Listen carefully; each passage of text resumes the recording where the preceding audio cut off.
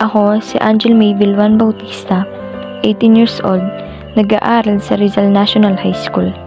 Ako ay isang taong may pangarap pero puno rin ng mga takot at kahinaan. Mahirap para sa akin ang mga simpleng gawain tulad ng pagbili, isa o tumawid ng kalsada ng walang kasama. Pero ang totoong tanong, ano nga ba ang layunin ko? Gusto kong malaman ang aking halaga sa kabila ng mga pangarap at mga takot. Kaya't aking tinutukan ang pagsasayaw. Dito ako malaya at masaya.